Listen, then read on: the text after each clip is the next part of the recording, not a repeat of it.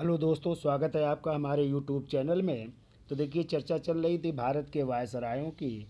और पिछले वीडियो में आप लोगों ने पढ़ा था, हमने भारत के वायसराय लॉर्ड मिंटो की चर्चा की थी। फिर इसके बाद जो है लॉर्ड हार्डिंग द्वितीय की चर्चा की थी। फिर जो है लॉर्ड चेम्सफोर्ड की चर्चा की थी। और फिर लॉर्ड रीडिंग की चर्चा की थी। और आज हम जो है चर्चा करेंगे एक भारत के वायसराय की, और उनका नाम है लॉर्ड इरविन। और लॉर्ड इरविन का टाइम है जो है 1926 से लेकर के 1935 तक। कब तक है? 1926 से लेकर के 1931 तक इनका टाइम है। ठीक है, तो चलिए इनके बारे में डिटेल से चर्चा कर लेते हैं। तो देखिए, इन इनके समय जो है 1927 में जो है साइमन कमीशन की स्थापना की गई थी। तो आपको पता है, सर जॉन साइमन की अध्यक्षता में 7 सदस्यीय एक आयोग का गठन किया गया था, जो कि 1919 के भारत शासन अधिनियम की समीक्षा करना था। वैसे तो इसका गठन किया जाना था 1929 में, लेकिन ब्रिटेन में चुनाव होने थे। इस कारण 2 साल पहले ही इसका गठन कर दिया गया। और इसके जो 7 सदस्य थे, वो सभी जो है अंग्रेज थे, किसी भारतीय को शामिल नहीं किया गया था। इसलिए भारतीयों ने इसका विरोध किया था, और इसे जो है श्वेत कमीशन की संज्ञा दी गई थी जो है। और इसमें जो है क्वेश्चन आता है, किसके कहने पर किसी भी भारतीय को जो है इस आयोग में शामिल नहीं किया गया था? तो वो याद रखिएगा, भारत के वायसराय लॉर्ड इरविन के कहने पर ही किसी भारतीय को शामिल नहीं किया गया था। ये ध्यान रखिएगा, क्योंकि उस समय लॉर्ड इरविन भारत के वायसराय थे। और इनका मानना था इरविन का कि यहाँ पे जो है कई बड़े नेता हैं, अब किस किस को इसमें शामिल किया जाए। इसलिए उन्होंने किसी भी भारतीय की सिफारिश नहीं की थी। अंत में ये 7 सदस्यीय जो साइमन कमीशन था, ये जो है 3 फरवरी 1928 को जो है भारत आ रहा है। और भारत में कहाँ पे उतर रहा है? बम्बई में। कहाँ पे उतरा? तो बम्बई में उतर रहा है। और इसी समय सर्वप्रथम ध्यान रखिएगा, यदि आ जाए साइमन गो बैक या साइमन वापस जाओ का नारा सर्वप्रथम किसने दिया था? तो वो थे यूसुफ मेहर अली ने सर्वप्रथम नारा दिया था साइमन गो बैक का। आप लोग गलत कराते हो कि लाला लाजपत राय ने दिया था, वो गलत है। लाला लाजपत राय ने विरोध जरूर किया था, लेकिन वो किया था उन्होंने जो है लाहौर में किया था। और यदि पूछा जाए पहली बार साइमन गो बैक का नारा किसने दिया था, तो यूसुफ मेहर अली ने दिया था। ये आपको याद रखना है, ठीक है। फिर क्या और घटनाएं हो रही हैं लॉर्ड इरविन के समय? तो देखो, कृषि विकास हेतु तो रॉयल कमीशन यानी शाही कृषि आयोग का गठन 1926 में किया गया, और इसकी रिपोर्ट जो है 1928 में प्रकाशित की गई। यानी किसान आयोग यानी शाही कृषि आयोग का गठन किया जा रहा है। कब? 1926 में। और इसकी रिपोर्ट कब प्रकाशित की गई? 1928 में। ठीक है। अब इसी समय हमने आपको बताया था कि जो है कि साइमन कमीशन का विरोध लाहौर में भी हो रहा था। और लाहौर में जो विरोध कर रहे थे, उनका जो है नेतृत्व कर रहे थे लाला लाजपत राय जी।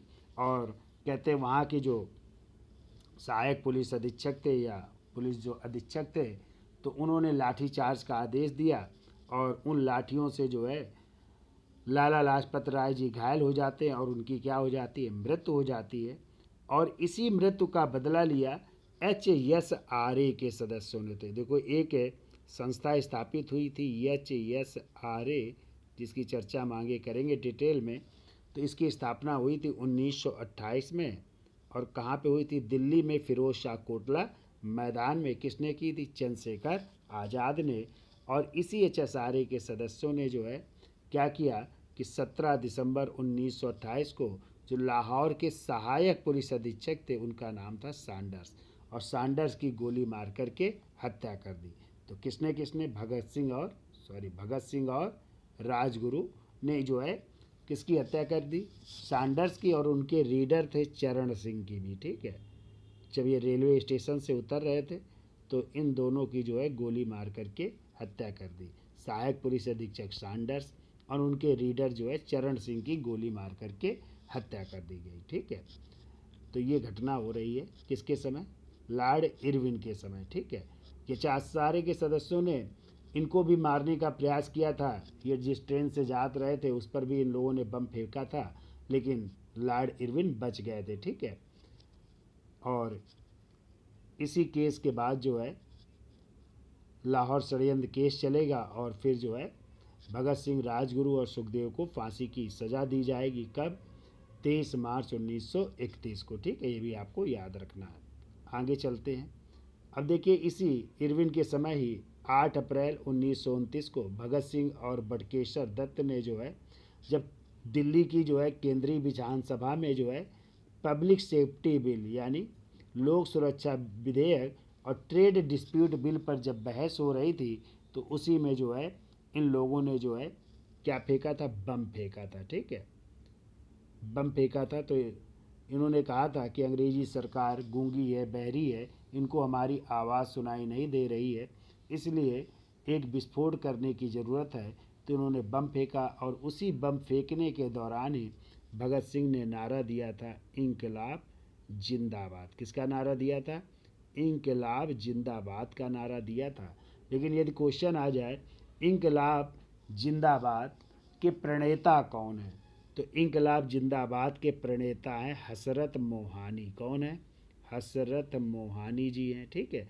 और इंकलाब किसकी रचना है यदि आ जाए, तो इंकलाब रचना है जो है आपके जो है जो मोहम्मद इकबाल, जिन्होंने सारे जहाँ से अच्छा हिंदुस्तान हमारा लिखा है, तो मोहम्मद इकबाल ने अपनी पुस्तक बंग ए दर्रा में इंकलाब शब्द का उल्लेख किया था। और इंकलाब का अर्थ होता है परिवर्तन। तो इंकलाब का अर्थ क्या होता है? परिवर्तन।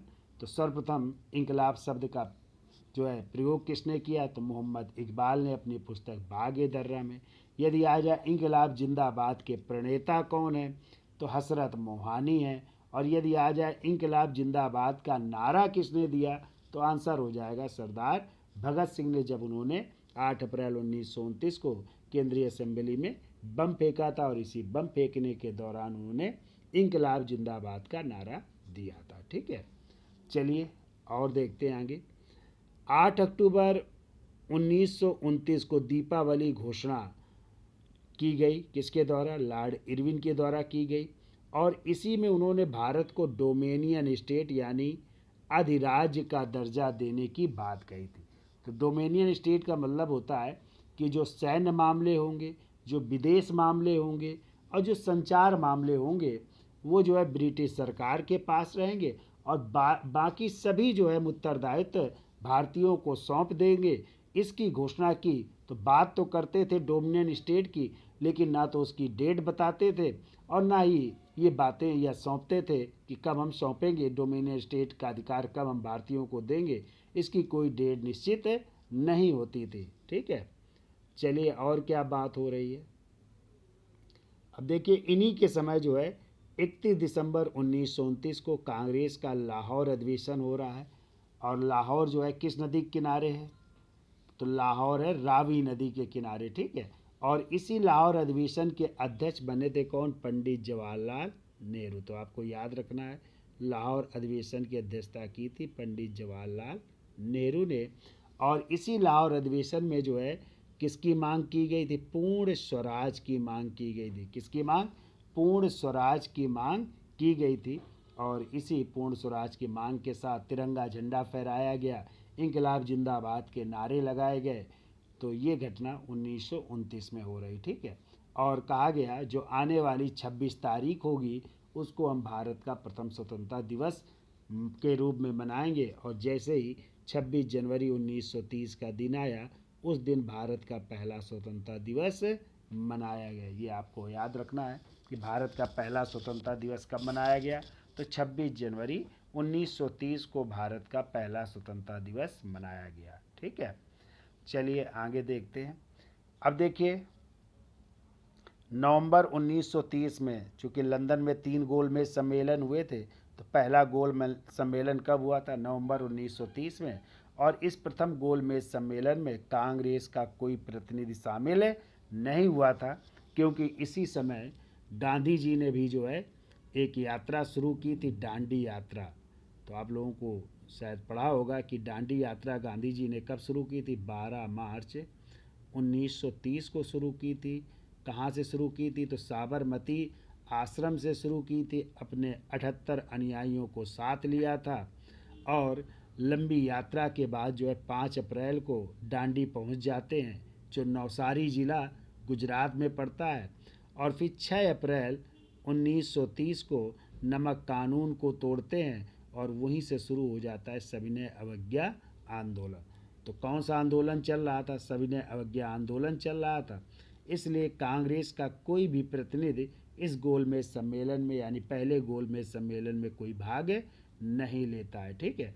फिर दूसरे में भाग लेने जाएंगे, और कौन जाएगा, स्वयं गांधी जी जाएंगे। तो चलिए आगे देखते हैं फिर आगे क्या हो रहा है। तो देखो इन्हीं के समय 23 सितंबर 1929 को 64 दिन की भूख हड़ताल के बाद जतिन दास की मौत हो गई।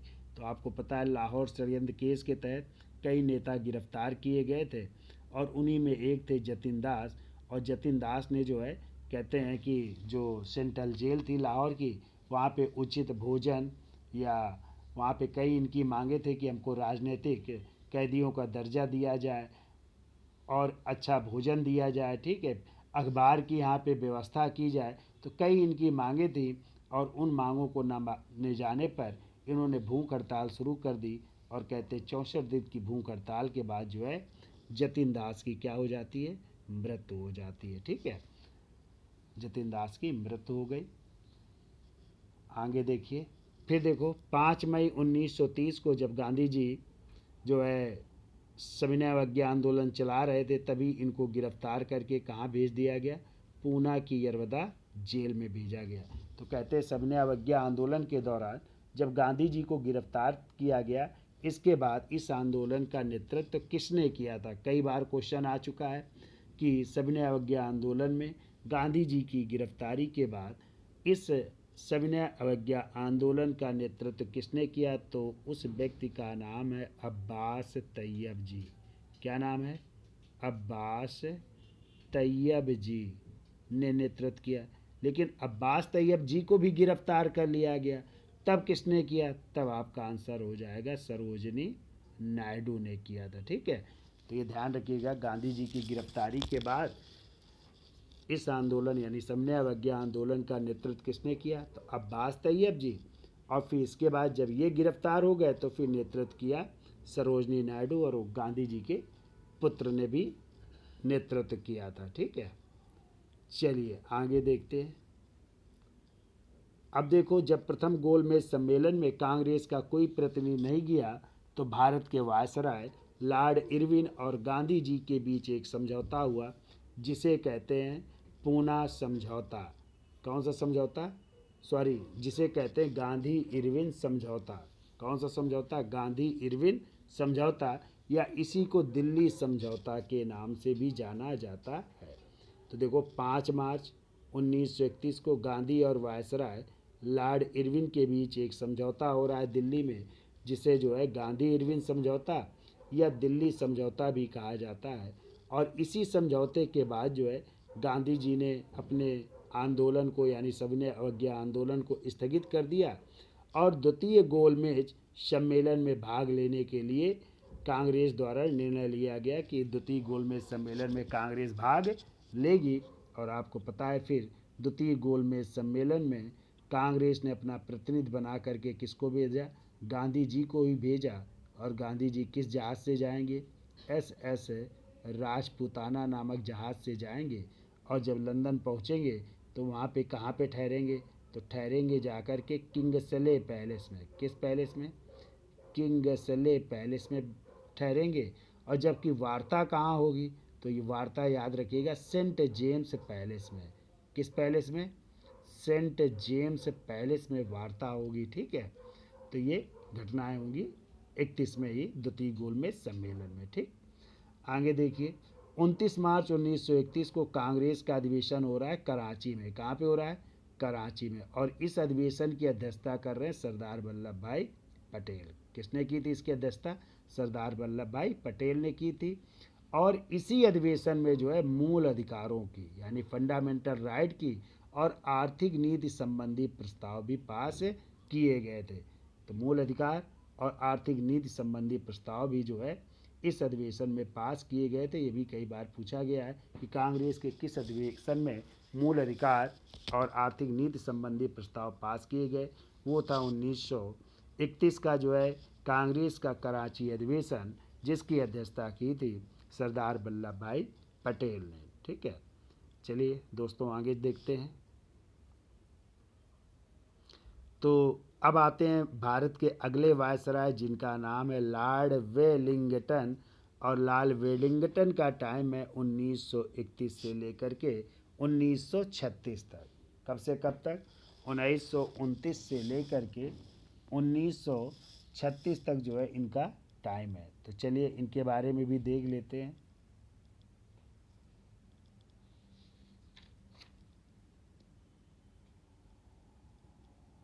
तो देखिए, द्वितीय गोलमेज सम्मेलन लंदन में कब आयोजित हो रहा है?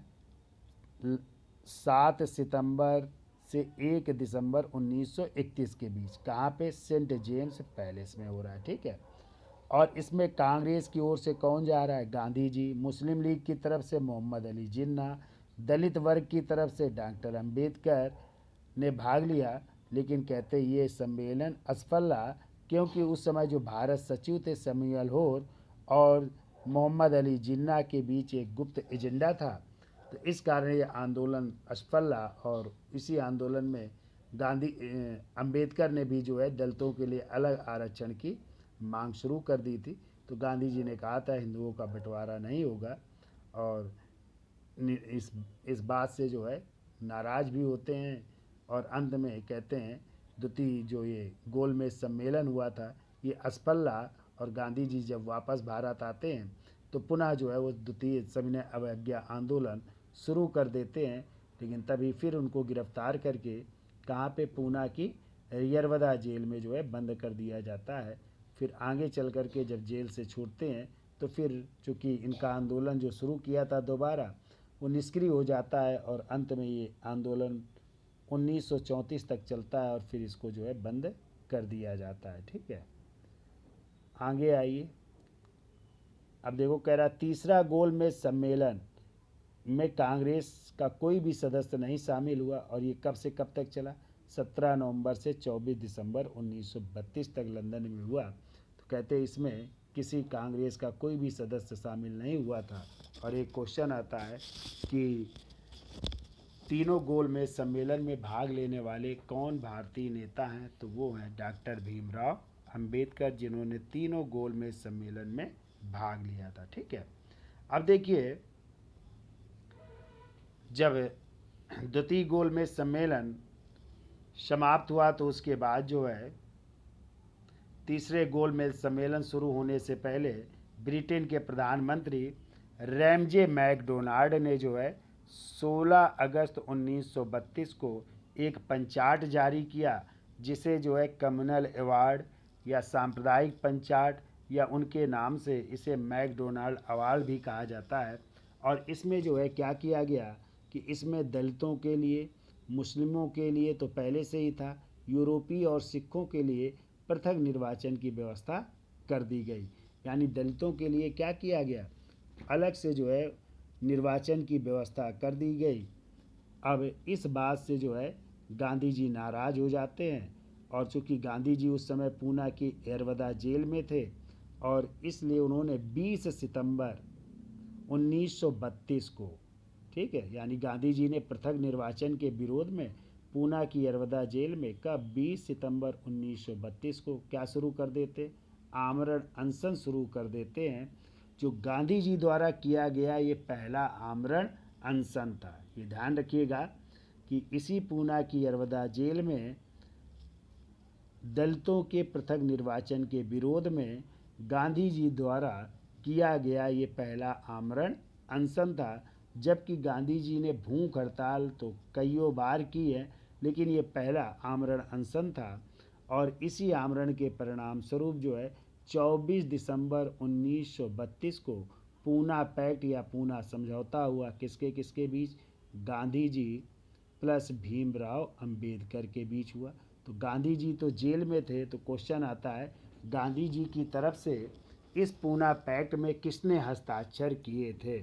तो गांधी जी की तरफ से इस पूना पैक्ट में हस्ताक्षर किए थे पंडित मदन मोहन मालवीय ने। किसने? पंडित मदन मोहन मालवीय जी ने हस्ताक्षर किए थे, जबकि सी राजगोपालाचारी ने हस्ताक्षर करने के बाद जो है डॉक्टर अंबेडकर से अपनी कलम बदल ली थी। तो याद हो जाएगा, यानी गांधी जी की तरफ से किसने हस्ताक्षर किए? मदन मोहन मालवीय ने, जबकि सी राजगोपालाचारी ने सिग्नेचर करने के बाद अपनी कलम जो है डॉक्टर अंबेडकर से बदल ली थी। ठीक है। और देखिए 1932 में इंडियन मिलिट्री एकेडमी की स्थापना की गई। किसकी स्थापना? इंडियन मिलिट्री एकेडमी की स्थापना की जा रही है। ठीक है। और इसके अलावा क्या हो रहा है? 21 जनवरी 1936 को जॉर्ज पंचम की मृत्यु हो रही है और एडवर्ड अष्टम को जो है क्या बनाया गया? अगला ब्रिटेन का राजा बनाया जा रहा था। एडवर्ड अष्टम जो है अगले राजा बन रहे हैं। ठीक है। और आइए, कहते हैं जो लॉर्ड विलिंगटन थे, ये वायसराय बनने से पहले 1915 में जो कांग्रेस का बम्बई अधिवेशन हुआ था उसमें इन्होंने भाग लिया था। तो क्वेश्चन आता है भारत का कौन सा वायसराय है जो कांग्रेस के अधिवेशन में भाग लिया था, या जिसने कांग्रेस के अधिवेशन में भाग लिया था? तो वो थे लॉर्ड वेलिंगटन। लेकिन जब वो वायसराय नहीं थे, अधिकारी थे, तब उन्होंने 1915 में कांग्रेस के बम्बई अधिवेशन में भाग लिया था। और इस बम्बई अधिवेशन की अध्यक्षता किसने की थी? सत्येंद्र प्रसाद सिन्हा ने की थी। किसने की थी? सत्येंद्र प्रसाद सिन्हा ने की थी। तो ये सब बातें आपको लॉर्ड वेलिंगटन के बारे में जो है याद रखना है। और आपको पता है जब पूना पैक्ट हुआ गांधी जी और अंबेडकर के बीच, तभी जो है दलितों के लिए सीटों की संख्या जो है बढ़ा दी गई थी। और पहले सीटें 71 हुआ करती थी, तो 71 से बढ़ा करके जो है सीटें कर दी गई थी, 147 सीटें कर दी गई थी दलितों के लिए। ठीक है। तो ये कार्य हुआ था। और इसी समय पे गांधी जी ने जो है इन दलित वर्गों को जो है, या अछूत वर्ग को जो है हरिजन नाम दिया था। क्या नाम दिया था? हरिजन। यानी हरि माने भगवान या ईश्वर, और जन माने लोग, यानी ईश्वर के लोग या भगवान के लोग नाम दिया था। और उनकी जो है सहायता में लग जाते हैं। और एक संस्था भी स्थापित की थी, हरिजन सेवक संघ की स्थापना की थी 30 सितंबर 1932 को। और पूछा जाता है कि हरिजन सेवक संघ के संस्थापक अध्यक्ष कौन थे? तो हरिजन सेवक संघ के संस्थापक अध्यक्ष थे घनश्याम दास बिड़ला जी थे। कौन थे? घनश्याम दास बिड़ला जी थे। ठीक है। और इन्हीं जो है, जो अभी आपने पढ़ा लॉर्ड वेलिंगटन, इन्हीं लॉर्ड वेलिंगटन के समय ही आपका आएगा 1935 का भारत शासन अधिनियम, जिसे भारतीय संविधान का आधार भी माना जाता है, क्योंकि ज़्यादातर हिस्सा जो है इसी 1935 के अधिनियम से भारतीय संविधान में जो है लिया गया है, या भारतीय संविधान में जोड़ा गया है। तो ये सब घटनाएं होती हैं लॉर्ड वेलिंगटन और लॉर्ड इरविन की समय की घटनाएं थी। अब हम जो है नेक्स्ट वायसरायों की चर्चा करेंगे, और वो होंगे लॉर्ड लिनलिथगो, फिर लॉर्ड बेवेल, और फिर अंतिम ब्रिटिश कालीन जो गवर्नर या वायसराय होंगे उनका नाम होगा लॉर्ड माउंट बेटन। और लॉर्ड माउंट बेटन के समय ही भारत आज़ाद हो जाएगा। और फिर स्वतंत्र भारत के पहले वायसराय या पहले governor general lord Mountbatten ही बने रहेंगे 47 से 48 तक।